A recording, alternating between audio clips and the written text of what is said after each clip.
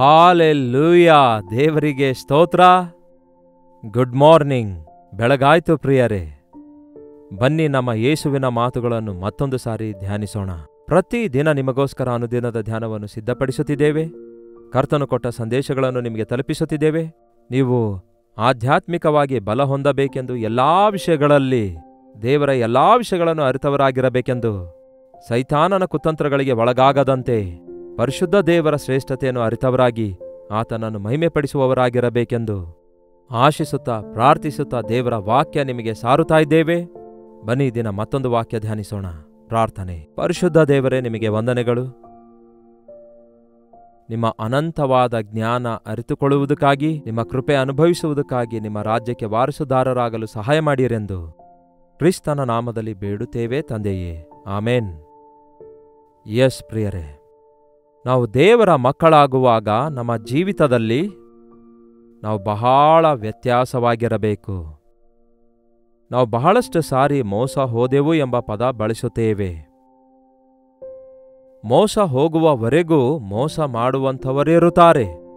ಆದರೆ ದೇವರು ನಮ್ಮ ಸಂಗಡ ಇರುವಾಗ, ದೇವರು ನಮ್ಮ ಪಕ್ಷದಲ್ಲಿರುವಾಗ ನಾವು ಮೋಸ ಹೋಗಲ್ಲ. ಯಾವುದು ಮೋಸವಾಗಿದೆಯೋ, ಯಾವುದು ನಿಜವಾಗಿದೆಯೋ ಗುರುತಿಸುವಂತಹ ಕೃಪೆಯನ್ನು ಯೇಸು ನಮಗೆ ಅನುಗ್ರಹಿಸುತ್ತಾರೆ. ಹಾಗೆಯೇ ಆ ಕಾಲದ ಪ್ರವಾದಿಗಳನ್ನು ದೇವರು ಸಿದ್ಧಪಡಿಸಿದ್ರು. ಯೆರೆಮೀಯನ ಪುಸ್ತಕ 15ನೇ ಅಧ್ಯಾಯ 19ನೇ ವಚನ ಹೇಳ್ತದೆ, ಆದುದರಿಂದ ಯೆಹೋವನು ಹೀಗನ್ನುತ್ತಾನೆ, ನೀನು ನನ್ನ ಕಡೆಗೆ ತಿರುಗುವುದಾದರೆ, ನೀನು ನನ್ನ ಸನ್ನಿಧಿಯಲ್ಲಿ ನಿಂತುಕೊಳ್ಳುವ ಹಾಗೆ ನಾನು ನಿನ್ನನ್ನು ತಿರುಗಿ ಬರಮಾಡಿಕೊಳ್ಳುವೆನು. ಇಸ್ರಾಯೇಲ್ ಜನಾಂಗಕ್ಕೆ ದೇವರು ಹೇಳ್ತಿದ್ದಾರೆ, ನೀವು ನನ್ನ ಕಡೆಗೆ ತಿರುಗಿಕೊಳ್ಳುವುದಾದರೆ, ನನ್ನ ಸಹಾಯ ಕೋರಿಕೊಳ್ಳುವುದಾದರೆ ನಿಮ್ಮನ್ನು ತಿರುಗಿ ನಾನು ನನ್ನೊಂದಿಗಿರುವುದಕ್ಕಾಗಿ ಬರಮಾಡಿಕೊಳ್ಳುತ್ತೇನೆ. ಹಾಲೆಲೂಯಾ. ಏನಂತೆ? ನನ್ನ ಸನ್ನಿಧಿಯಲ್ಲಿ ನಿಂತುಕೊಳ್ಳುವಂತೆ ನಾನು ನಿನ್ನನ್ನು ಬರಮಾಡಿಕೊಳ್ಳುವೆನು. ಕೆಲವೊಂದು ಸಾರಿ ನಾವು ದಾರಿ ತಪ್ಪಿ ಹೋಗ್ತೇವೆ. ಕೆಲವೊಂದು ಸಾರಿ ನಾವು ಜಾರಿ ಬೀಳುತ್ತೇವೆ, ದೇವರಿಂದ ದೂರವಾಗ್ತೇವೆ. ಕೆಲವೊಂದು ಸಾರಿ ಚಿಕ್ಕಲ್ಲಿ ಸಿಕ್ಕಾಕೊಳ್ತೇವೆ, ಉರುಳಿನೊಳಗೆ ಬೀಳ್ತೇವೆ, ತಿರುಗಿ ಬರಲಾರ್ದ ಸ್ಥಿತಿಯಲ್ಲಿರ್ತೇವೆ. ದೇವರ ಕಡೆಗೆ ನೋಡಿದ್ರೆ ಸಾಕು, ಆತನನ್ನು ಕೂಗಿಕೊಂಡ್ರೆ ಸಾಕು, ಆತನು ಮತ್ತೊಮ್ಮೆ ನಮ್ಮನ್ನು ತಮ್ಮ ಕಡೆಗೆ ಸೆಳೆದುಕೊಳ್ಳುತ್ತಾನೆ. ಯಾಕೆ ದೇವರಿಂದ ದೂರ ಹೋಗ್ತಿದ್ದೇವೆ? ಮೋಸ ಹೋಗಿದ್ದಕ್ಕಾಗಿ. ದೇವರ ಬಳಿಯಲ್ಲಿರುವುದಕ್ಕಿಂತಲೂ ಅಲ್ಲಿಯೇ ಎಷ್ಟೋ ಸಂತೋಷ ಇದೆ, ಇಲ್ಲಿ ಯಾವುದೋ ಸಂತೋಷವಿದೆ, ಆ ಪಾಪದಲ್ಲಿ ಏನೋ ತೃಪ್ತಿ ಇದೆ ಎನ್ನುವುದಕ್ಕಾಗಿ ತಾನೇ ಮನುಷ್ಯ ಪಾಪ ಮಾಡ್ತಿರೋದು, ದೇವರಿಂದ ದೂರವಾಗ್ತಿರೋದು. ತೀರಾ ಅಲ್ಲಿಗೆ ಹೋಗಿ ನೋಡಿದ್ರೆ ಅದು ಭಯಂಕರವಾದ ಅಗಾಧ ಪಾತಾಳವಾಗಿದೆ ಎಂದು, ನರಕ ಕೋಪವೆಂದು, ಶ್ರಮೆಗಳ ಬೆಂಕಿಯೆಂದು ತಿಳಿದುಕೊಂಡು ತಿರುಗಿ ಬರಲಾರದ ಸ್ಥಿತಿಯಲ್ಲಿ ಅನೇಕರಿದ್ದಾರೆ. ಅಂಥವರಿಗೆ ಈ ದಿನ ದೇವರು ಮಾತಾಡ್ತಿದ್ದಾರೆ, ತಿರುಗಿ ಬರಮಾಡಿಕೊಳ್ತೇನೆ ನಾನು. ನಿಮಗೊಂದು ನಿರೀಕ್ಷೆ ಇದೆ. ಇನ್ನು ನನ್ನ ಜೀವಿತ ಇಷ್ಟೇ ಅಂತ ಹೇಳಿ ದಾರಿ ತಪ್ಪಿದವರಾಗಿಯೇ ಇರದೆ ಕರ್ತನ ಕಡೆಗೆ ದೃಷ್ಟಿಸಿ ನೋಡಿರಿ. ಒಂದು ಕೂಗನ್ನು ಕೂಗಿರಿ ಅಥವಾ ನರಳಾಡಿರಿ. ನಮ್ಮ ನರಳಾಟ ಭಾಷೆ, ಕಣ್ಣೀರಿನ ಭಾಷೆ ಕೂಡ ಆತನಿಗೆ ಗೊತ್ತು. ನಿಮ್ಮ ಕಣ್ಣಲ್ಲಿ ಕಣ್ಣೀರು ಬರುವಾಗ ಯಾಕೆ ಅಳ್ತಾ ಇದ್ದೀರೆಂದು ಮನುಷ್ಯರಿಗೆ ಗೊತ್ತಿಲ್ಲದೇ ಇರಬಹುದು, ಆದರೆ ಕರ್ತನಿಗೆ ಗೊತ್ತು ಪ್ರಿಯರೇ, ಆ ಡೆಪ್ತ್, ಆ ಬಾಧೆ ಏನೆಂದು, ಆ ಪರಿಸ್ಥಿತಿ ಎಂಥದೆಂದು ಆತನು ಅರ್ಥ ಮಾಡಿಕೊಳ್ಳುತ್ತಾನೆ. ಅಷ್ಟೇ ಅಲ್ಲ, ಒಂದು ಸಾರಿ ನೀವು ಕರ್ತನ ಬಳಿಗೆ ತಿರುಗಿ ಬಂದ ನಂತರ ಯಾವುದೆಲ್ಲ ನೀಚವಾಗಿವೆಯೋ, ಯಾವುದೆಲ್ಲ ಮಾನ್ಯವಾಗಿವೆಯೋ ಅವುಗಳನ್ನು ನೀವು ಗುರುತಿಸುವುದಾದರೆ ನೀವು ನನ್ನ ಬಾಯಿಯ ಮಾತಿನಂತಿರುವಿರಿ. ಯಾವುದೆಲ್ಲ ನೀಚವಾಗಿವೆಯೋ, ಯಾವುದೆಲ್ಲ ಘನವಾದದೆಂದು ನೀವು ಗುರುತಿಸಬೇಕು. ಹೇಗೆ? ಚಿಕ್ಕ ಮಕ್ಕಳನ್ನು ನೋಡಿ, ಪ್ರತಿಯೊಂದಕ್ಕೂ ಮೋಸ ಹೋಗ್ತಾರೆ. ಯಾವುದು ನಿಜವಾದ ಬಂಗಾರವೆಂದು, ಯಾವುದು ರೋಲ್ ಗೋಲ್ಡ್ ಎಂದು ಅವರಿಗೆ ಗೊತ್ತಾ? ಒಂದು ಚಾಕ್ಲೇಟಿನ ಬೆಲೆ ಎಷ್ಟೆಂದು, ಅವರ ಕೊರಳಲ್ಲಿರುವ ಬಂಗಾರದ ಸರದ ಬೆಲೆ ಎಷ್ಟೆಂದು ಅವರಿಗೆ ಗೊತ್ತಾ? ಆ ಬಂಗಾರದ ಸರ ಕೊಟ್ಟು ಬೇಕಾದರೆ ಚಾಕ್ಲೇಟ್ ಕೂಡ ಕೊಂಡುಕೊಳ್ಳುತ್ತೆ ಆ ಮಗು.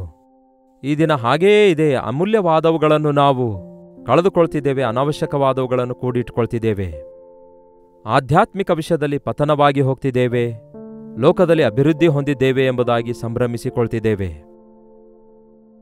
ಯಾವುದು ನೀಚವಾದದ್ದು, ಯಾವುದು ಅಮೂಲ್ಯವಾದದ್ದೆಂದು ಗುರುತಿಸುವುದಾದರೆ ನನ್ನ ಬಾಯಂತಿರುವಿ. ಅವರು ನಿನ್ನ ಕಡೆಗೆ ತಿರುಗುವಿರೇ ಹೊರತು ನೀನು ಅವರ ಕಡೆಗೆ ತಿರುಗಬಾರದು. ಯಾವತ್ತೇ ಆಗಲಿ ಲೋಕದಲ್ಲಿ ದೇವರ ಮಕ್ಕಳಾದ ನಾವು ನಮ್ಮ ಇಂಟಿಗ್ರಿಟಿ, ನಮ್ಮ ಪರಿಶುದ್ಧತೆಯನ್ನು ನಾವು ಕಾಪಾಡಿಕೊಳ್ಳಬೇಕು. No compromise. ಇತರರೊಂದಿಗೆ ನಾವು ಕಾಂಪ್ರಮೈಸ್ ಆಗ್ಲಿಕ್ಕಾಗಲ್ಲ. ಎಲ್ಲಾ ವಿಷಯಗಳಲ್ಲಿ ವಾಕ್ಯಕ್ಕೆ ವಿರುದ್ಧವಾದ ವಿಷಯಗಳಲ್ಲಿ ಯಾರೊಂದಿಗೂ ಕೂಡ ನಾವು ಐಕ್ಯಗೊಳ್ಳಬಾರದು.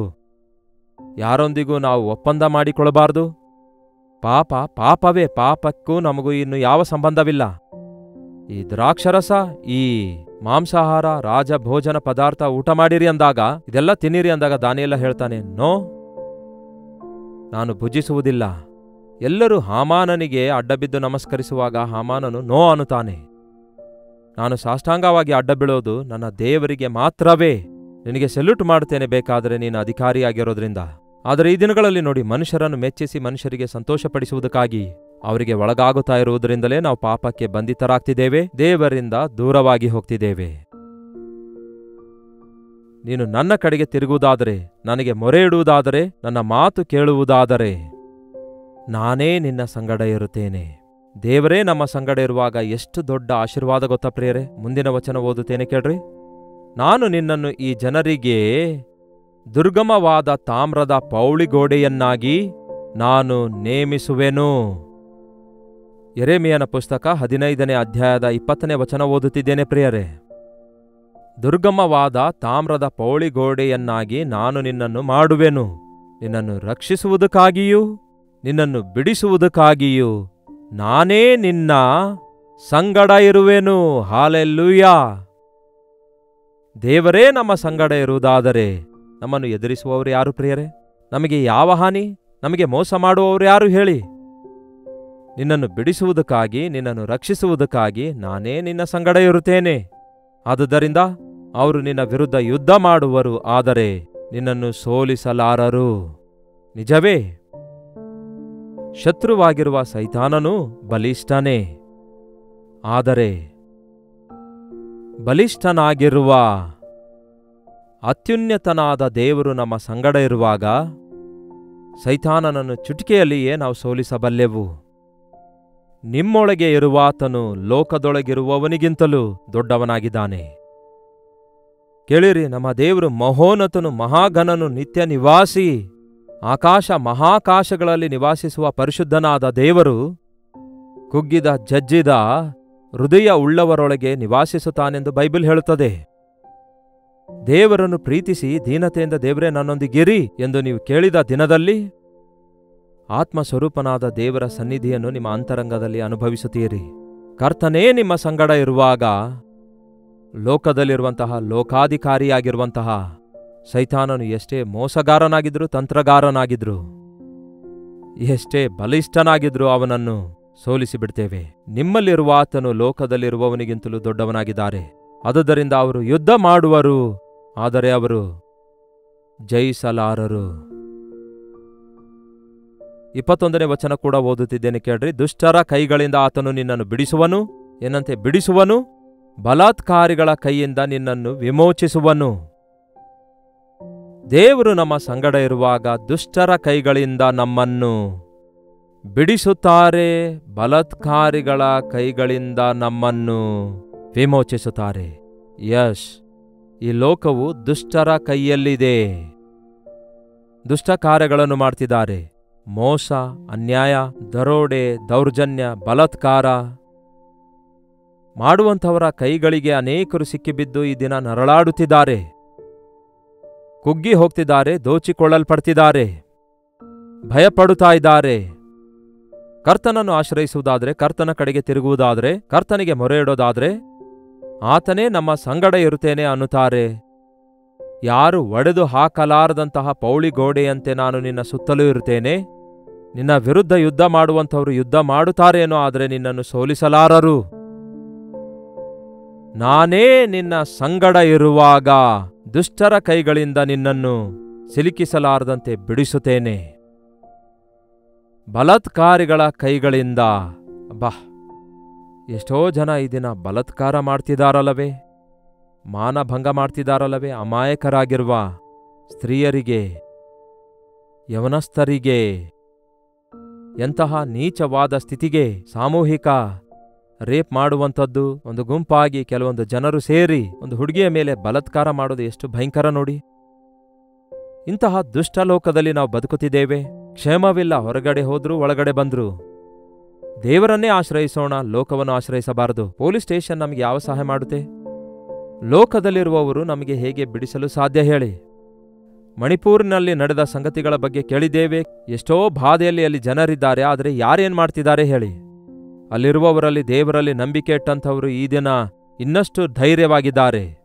ದೇವರಿಗೋಸ್ಕರ ಜೀವಿಸುತ್ತಾ ಶ್ರಮೆಗಳಲ್ಲಿ, ವೇದನೆಗಳಲ್ಲಿ, ಕಷ್ಟಗಳಲ್ಲಿ ಸ್ವಂತವರನ್ನು, ಈ ಮನೆಯನ್ನು ಕಳೆದುಕೊಂಡಿದ್ದಾಗಿಯೂ, ಮನೆ ಮಠ ಎಲ್ಲವೂ ಮಣ್ಣಾದಾಗಿಯೂ, ದೌರ್ಜನ್ಯಕ್ಕೆ ಒಳಗಾದರೂ ಸಹ ದೇವರೇ ಅವರ ಪಕ್ಷದಲ್ಲಿದ್ದಾರೆ. ಬಾಧಿಸಲ್ಪಟ್ಟವರ ಪಕ್ಷದಲ್ಲಿ ದೇವರಿದ್ದಾರೆ, ದಿಗಿಲು ಪಡಬೇಡಿರಿ. ನ್ಯಾಯ ನಿಮ್ಮ ಪಕ್ಷದಲ್ಲಿರುವುದಾದರೆ ಕರ್ತನು ನಿಮ್ಮ ಪಕ್ಷದಲ್ಲಿರ್ತಾರೆ. ಆತನು ಅನ್ಯಾಯಸ್ಥರೊಂದಿಗೆ ಸೇರುವುದಿಲ್ಲ. ಆತನು ನ್ಯಾಯವಂತನಾದ ದೇವರು. ನಾನು ನಿನ್ನನ್ನು ಬಲಾತ್ಕಾರಿಗಳ ಕೈಯಿಂದಲೂ ವಿಮೋಚಿಸುತ್ತೇನೆ, ನಿನ್ನನ್ನು ರಕ್ಷಿಸುತ್ತೇನೆ. ವಿಮೋಚನೆ ಅಂದ್ರೆ ನಿನ್ನನ್ನು ರಕ್ಷಿಸುತ್ತೇನೆ ಎಂದರ್ಥ. ಮಣಿಪೂರ್ನಲ್ಲಿರುವ ದೇವರ ಮಕ್ಕಳಿಗೋಸ್ಕರ ನಾವು ಇನ್ನಷ್ಟು ಪ್ರಾರ್ಥಿಸಬೇಕು. ಅವರ ಗಾಯಗಳು ಮಾಯವಾಗಬೇಕು. ಅವರ ಪರಿಸ್ಥಿತಿ 2 ಪಟ್ಟು ಆಶೀರ್ವದಿಸಲ್ಪಡುವ ಹಾಗೆ, ಯೋಬನ ಕುಟುಂಬವನ್ನು ದೇವರು ಆಶೀರ್ವದಿಸಿದ ಹಾಗೆ, ಶೋಧಿಸಲ್ಪಟ್ಟ ನಂತರ ಶುದ್ಧ ಸುವರ್ಣದಂತೆ ಮಣಿಪೂರ್ನಲ್ಲಿ ಮತ್ತಷ್ಟು ಶ್ರೇಷ್ಠವಾದ ಕ್ರೈಸ್ತತ್ವವು, ಮಣಿಪುರ ಅಷ್ಟೇ ಅಲ್ಲ, ಇನ್ನು ಬಹಳಷ್ಟು ಸ್ಥಳಗಳಲ್ಲಿ ಕ್ರೈಸ್ತರು ಹಿಂಸಿಸಲ್ಪಡ್ತಿದ್ದಾರೆ, ದ್ವೇಷಿಸಲ್ಪಡ್ತಿದ್ದಾರೆ. ಅನೇಕ ದೇಶಗಳಲ್ಲಿ, ಅನೇಕ ಪರಿಸ್ಥಿತಿಗಳಲ್ಲಿ ಮೋಸ ಹೋಗ್ತಿದ್ದಾರೆ, ನಷ್ಟ ಹೋಗ್ತಿದ್ದಾರೆ. ಅಂಥವರಿಗೆಲ್ಲ ದೇವರು ಹೇಳೋದೊಂದೇ, ನೀವು ನನ್ನ ಕಡೆಗೆ ಬರುವುದಾದ್ರೆ, ನನ್ನ ಕಡೆಗೆ ತಿರುಗುವುದಾದ್ರೆ ನಾನು ನಿಮ್ಮೊಂದಿಗೆ ಇರುತ್ತೇನೆ. ನಿಮಗೆ ಬೇಲಿ ಹಾಕುತ್ತೇನೆ, ನಿಮ್ಮನ್ನು ಬಿಡಿಸುತ್ತೇನೆ, ನಿಮ್ಮನ್ನು ರಕ್ಷಿಸುತ್ತೇನೆ, ನಿಮ್ಮ ಪಕ್ಷದಲ್ಲಿ ಯುದ್ಧ ಮಾಡುತ್ತೇನೆ ಮತ್ತು ನಿಮ್ಮನ್ನು ವಿಮೋಚಿಸುತ್ತೇನೆ, ನಿಮ್ಮನ್ನು ಕಾಪಾಡುತ್ತೇನೆ ಎಂದು ದೊಡ್ಡ ವಾಗ್ದಾನ ದೇವರು ಮಾಡ್ತಿದ್ದಾರೆ. ಒಂದು ವೇಳೆ ನಿಮ್ಮ ಕುಟುಂಬದಲ್ಲಿ ಯಾರಾದರೂ ನಿಮ್ಮನ್ನು ಹಿಂಸಿಸುತ್ತಾ ಇರೋದಾದ್ರೆ, ನಿಮ್ಮನ್ನು ಸಂರಕ್ಷಿಸುವ ನಿಮ್ಮ ಗಂಡನೇ ನಿಮ್ಮನ್ನು ಹಿಂಸೆಗೊಳಿಸುತ್ತಾ ಇರೋದಾದ್ರೆ, ನಿಮ್ಮನ್ನು ಆಧರಿಸಬೇಕಾದ ನಿಮ್ಮ ಹೆಂಡತಿಯೇ ನಿಮ್ಮ ಮೇಲೆ ಕೇಸ್ ಹಾಕಿ ನಿಮ್ಮನ್ನು ಬಾಧಿಸುತ್ತಾ ಇರುವುದಾದ್ರೆ, ನೋಡಿ ಇವೆಲ್ಲ ಎಷ್ಟು ವಿಷಾದವಾದ ಸಂಗತಿಗಳು. ಮನೆಯವರೇ, ಸ್ವಂತವರೇ ಈ ದಿನ ವಿರೋಧಿಗಳಾಗಿ ಮಾರ್ಪಡ್ತಿದ್ದಾರೆ. ಸಹೋದರರಲ್ಲಿ ಐಕ್ಯತೆ ಇಲ್ಲದ ಪರಿಸ್ಥಿತಿ, ಗಂಡ ಹೆಂಡತಿಯರಲ್ಲಿ ಸಮಾಧಾನವಿಲ್ಲದ ಪರಿಸ್ಥಿತಿ, ನಂಬಿದವರೇ ನಂಬಿಸಿ ಮೋಸ ಮಾಡುವಂತಹ ಪರಿಸ್ಥಿತಿ ನೋಡ್ತಿದ್ದೇವೆ. ನಂಬಿ ದುಡ್ಡು ಕೊಟ್ರೆ ಎಲ್ಲ ತಕೊಂಡು ಓಡಿ ಹೋಗ್ತಾರೆ. ಸಾಲದಲ್ಲಿ ಮುಳುಗಿ ತೇಲಾಡ್ತಿದ್ದೇನೆಂದು ನನಗೆ ಕೆಲವರು ಹೇಳಿದಾಗ, ಇಷ್ಟೊಂದು ಅನ್ಯಾಯವೋ? ಸೊತ್ತು ಒಬ್ಬನದು, ಸೋಕು ಇನ್ನೊಬ್ಬನದು ಎನ್ನುವಂತೆ ಈ ದಿನ ಬಡವರಿಗೆ ಸಹಾಯ ಮಾಡುವುದರ ಬದಲಿಗೆ ಸಾಮಾನ್ಯರನ್ನು ದೋಚಿಕೊಂಡು ಕೂಡಿಟ್ಟುಕೊಳ್ಳುವಂತಹ ಪರಿಸ್ಥಿತಿ ಈ ದಿನಗಳಲ್ಲಿ ಕಾಣಿಸ್ತಿದೆ. ಇಂತಹ ಅನ್ಯಾಯ ಇನ್ನೆಷ್ಟು ಕಾಲ ನಡೆಯಬೇಕು? ಯೇಸು ನಿಮ್ಮ ಸಂಗಡ ಇರುವುದಾದರೆ ಅನ್ಯಾಯಗಳ ಮಧ್ಯದಲ್ಲಿ ನಿಮಗೆ ನ್ಯಾಯ ಕಲ್ಪಿಸಿಕೊಡ್ತಾರೆಂದು, ನಿಮ್ಮ ಸುತ್ತಲೂ ತನ್ನ ಬೇಲಿ ಹಾಕುತ್ತಾರೆ ಎಂದು, ತನ್ನ ಸಾಕ್ಷಿಯನ್ನಾಗಿ, ತನ್ನ ಬಾಯಿಯ ಮಾತಿಗೆ ಅಂದರೆ ಆತನ ಬಾಯಿಯ ಮಾತುಗಳನ್ನು ಹೇಳುವವನನ್ನಾಗಿ ನೀನು ನನ್ನ ಬಾಯಿಯಂತಿರುವಿ ಅನ್ನುತ್ತಾರೆ. ದೇವರು ನಿಮ್ಮ ಮೂಲಕ ಮಾತಾಡಿಸುತ್ತೇನೆ ಎಂದು ಹೇಳ್ತಿದ್ದಾರೆ. ಹಾಲೆಲೂಯಾ. ನಂಬೋಣ ಪ್ರಿಯರೇ, ಕಳವಳಗೊಳ್ಳಬಾರದು, ಕುಗ್ಗಿ ಹೋಗಬಾರದು. ಮೋಸ ಹೋಗಿದ್ದೇನಲ್ಲವೇ ಎಂದು ಹಾಗೇ ಕೂತ್ಕೊಂಡ್ರೆ ನಡೆಯೋದಿಲ್ಲ. ಮೋಸ ಹೋಗಿದ್ದಕ್ಕೆ ಮತ್ತೆ ಇತರರಿಗೆ ಮೋಸ ಮಾಡಬಾರದು. ನಷ್ಟ ಹೋಗಿದ್ದಕ್ಕೆ ಇತರರಿಗೆ ನಷ್ಟ ಉಂಟು ಮಾಡಬಾರದು. ಹಿಂಸಿಸಲ್ಪಟ್ಟಿದ್ದೇನೆ ಎಂದು ಯೋಚಿಸಿ ಇತರರನ್ನು ಹಿಂಸಿಸಬಾರದು. ಬಲಗೆನ್ನೆಯ ಮೇಲೆ ಹೊಡೆದರೆ ಎಡಗೆನ್ನೆಯನ್ನು ತೋರಿಸಿ ಎಂದು ಯೇಸು ಹೇಳಿದ ಪ್ರಕಾರ ಶತ್ರುಗಳಿಗೋಸ್ಕರ ಪ್ರಾರ್ಥಿಸೋಣ. ಕರ್ತನನ್ನೇ ಆಶ್ರಯಿಸೋಣ. ನಮ್ಮ ಶತ್ರುಗಳೊಂದಿಗೆ ಹೋರಾಡುವಾತನು ಆತನೇ. ನಾವು ಹೋರಾಡಿ ದೋಷಿಗಳಾಗದಂತೆ ನಮ್ಮ ಸಮಸ್ಯೆಗಳೆಲ್ಲ ಕರ್ತನ ಕೈಗೆ ಒಪ್ಪಿಸುವುದಾದರೆ ನಮ್ಮ ಪಕ್ಷದಲ್ಲಿದ್ದುಕೊಂಡು ನಮಗೆ ನ್ಯಾಯವನ್ನು ಒದಗಿಸಿಕೊಡ್ತಾರೆ. ಈ ಸಮಯದಲ್ಲಿ ಈ ಅನುದಿನದ ಧ್ಯಾನ ವೀಕ್ಷಿಸುವ ನೀವು ಯಾವುದಾದ್ರೂ ಸಮಸ್ಯೆಯಲ್ಲಿದ್ದೀರೋ, ಮೋಸ ಹೋಗಿದ್ದೀರೋ, ನಷ್ಟ ಹೋಗಿದ್ದೀರೋ, ನರಳಾಡುತ್ತಾ ಇದ್ದೀರೋ, ಸ್ವಂತವರಿಂದ ಮನೆಯವರಿಂದಲೇ ವೇದನೆಗೊಳಗಾಗ್ತಿದ್ದೀರೋ, ಹೊರಗಡೆಯವರಿಂದ ಬಾಧಿಸಲ್ಪಡ್ತಾ ಇದ್ದೀರೋ, ಯೇಸುವಿನ ಕಡೆಗೆ ನೋಡಿರಿ, ಯೇಸುವನ್ನೇ ಆಶ್ರಯಿಸಿರಿ. ದೇವರೇ, ನಿಮ್ಮ ಜ್ಞಾನ ನನಗೆ ದಯಪಾಲಿಸಿರಿ, ನಿಮ್ಮ ಕಾವಲು ನನಗೆ ದಯಪಾಲಿಸಿರಿ, ನಿಮ್ಮ ಬೇಲಿ ನನ್ನ ಸುತ್ತಲೂ ಹಾಕಿರಿ, ನನ್ನ ಸಂಗಡ ಇರಿ ಎಂದು ಬೇಡಿಕೊಳ್ಳುವುದಾದರೆ, ಕುಗ್ಗಿದ ಜಜ್ಜಿದ ಹೃದಯದಿಂದ ಮೊರೆಯಿಡುವುದಾದರೆ ಆತನು ನಮ್ಮೊಂದಿಗಿರ್ತಾನೆ. ಬಂದು ಹೋಗುವಾತನಲ್ಲ, ನಮ್ಮೊಳಗೆ ನಿವಾಸಿಸುತ್ತೇನೆಂದು ಕರ್ತನು ವಾಗ್ದಾನ ಮಾಡ್ತಿದ್ದಾರೆ. ಪ್ರಾರ್ಥನೆ. ಪರಿಶುದ್ಧ ದೇವರೇ, ಪ್ರೀತಿಯುಳ್ಳ ತಂದೆಯೇ, ಈ ಶ್ರಮೆಯ ಲೋಕದಲ್ಲಿ, ಈ ಭಯಂಕರವಾದ ಅಂತ್ಯಕಾಲದಲ್ಲಿ ನಿಮ್ಮ ಸಾಕ್ಷಿಗಳಾಗಿ ಬದುಕಲು ನಿಮ್ಮ ಶಕ್ತಿಯನ್ನು ನಮಗೆ ದಯಪಾಲಿಸಿರಿ. ಮೋಸ ಮಾಡಿ ಮೋಸ ಹೋಗುವವರಾಗಿ ಇರದೆ ನಿಮ್ಮ ರೆಕ್ಕೆಯ ಕೆಳಗೆ ಆಶ್ರಯ ಪಡೆದು ಮರೆಯಾಗಿರುವಂತೆ ನಮಗೆ ಸಹಾಯ ಮಾಡಿರಿ. ನಮ್ಮನ್ನು ಶ್ರಮೆಪಡಿಸುವವರನ್ನು ನೀವೇ ನೋಡಿರಿ ದೇವರೇ. ನಮ್ಮ ಪರಿಸ್ಥಿತಿಗಳನ್ನು ನೀವು ಗ್ರಹಿಸಿಕೊಂಡ ದೇವರಾಗಿದ್ದೀರಲ್ಲವೇ? ನಮ್ಮನ್ನು ಬಿಡಿಸುತ್ತೇನೆ ಅಂದಿದ್ದೀರಿ. ನಮ್ಮನ್ನು ದೋಚಿಕೊಂಡವರಿಂದ, ನಮ್ಮ ಮೇಲೆ ಬಲಾತ್ಕಾರ ಮಾಡಿದವರ ಕೈಗಳಿಂದ ನಮ್ಮನ್ನು ವಿಮೋಚಿಸುತ್ತೇನೆ ಅಂದಿದ್ದೀರಿ. ಈ ಉದಯ ಕಾಲ ಸಮಯದಲ್ಲಿ ಯಾರ್ಯಾರು ದೋಚಿಕೊಳ್ಳಲ್ಪಟ್ಟಿದ್ದಾರೋ, ಮೋಸ ಹೋಗಿದ್ದಾರೋ ಮತ್ತು ಕುಗ್ಗಿ ಹೋದ ಸ್ಥಿತಿಯಲ್ಲಿದ್ದಾರೋ, ಬಂಧನಗಳಲ್ಲಿದ್ದಾರೋ ಅಂಥವರೆಲ್ಲರನ್ನು ನಜರೇತಿನ ಯೇಸು ಕ್ರಿಸ್ತನ ನಾಮದಲ್ಲಿ ಬಿಡುಗಡೆ ಘೋಷಿಸುತ್ತೇವೆ. ನಿಮ್ಮ ಮಡಿಲಿಗೆ ಸೇರಿಸಿಕೊಂಡು ಆಶೀರ್ವದಿಸಿರೆಂದು ಕ್ರಿಸ್ತನ ನಾಮದಲ್ಲಿ ಬೇಡುತ್ತೇನೆ ತಂದೆಯೇ, ಆಮೇನ್. ತಂದೆಯಾದ ದೇವರ ಪ್ರೀತಿಯು, ಮಗನಾಗಿರುವ ಕ್ರಿಸ್ತನ ಕೃಪೆಯು, ಆದರಣೆ ಕರ್ತನಾದ ಪವಿತ್ರಾತ್ಮನ ಸಹವಾಸವು ಕೂಡಿ ಬಂದಿರುವ ನಮ್ಮೆಲ್ಲರ ಸಂಗಡ ಸದಾಕಾಲಕ್ಕೂ ನೆಲೆಯಾಗಿರಲಿ. ಆಮೇನ್. ವಂದನೆಗಳು ಪ್ರಿಯರೇ. ನಿಮ್ಮ ಪ್ರಾರ್ಥನಾ ಮನವಿಗಳನ್ನು 8939731313 ನಂಬರಿಗೆ ಹೊರದೇಶದಿಂದಲೂ ಸಹ ವೀಕ್ಷಿಸುವುದಾದರೆ ಇದೇ ನಂಬರ್ಗೆ ಒಂದು ಟೆಕ್ಸ್ಟ್ ಇಲ್ಲವೇ ವಾಯ್ಸ್ ಮೆಸೇಜ್ ಮೂಲಕ ವಾಟ್ಸಪ್ ಮಾಡಿರಿ. ನಿಮ್ಮ ಪಕ್ಷದಲ್ಲಿ ಪ್ರಾರ್ಥಿಸಲು ನಾವು ಯಾವತ್ತೂ ಸಿದ್ಧರಾಗಿದ್ದೇವೆ. ನೀವು ಪ್ರಾರ್ಥಿಸಬೇಕು ಪ್ರಿಯರೇ, ತಪ್ಪದೆ ದೇವರು ನಿಮಗೆ ಸಹಾಯ ಮಾಡ್ತಾರೆ. ಕರ್ತನ ಚಿತ್ತವಿರುವುದಾದರೆ ಮತ್ತೆ ನಾಳೆ ಇದೇ ಅನುದಿನದ ಧ್ಯಾನ ಎಂಬ ಕಾರ್ಯಕ್ರಮದಲ್ಲಿ ಮತ್ತೊಂದು ಸಾರಿ ಭೇಟಿಯಾಗೋಣ. ಅಲ್ಲಿವರೆಗೂ ದೇವರ ಮಹಾಕೃಪೆ ನಿಮ್ಮೆಲ್ಲರೊಂದಿಗಿರಲಿ. ವಂದನೆಗಳು.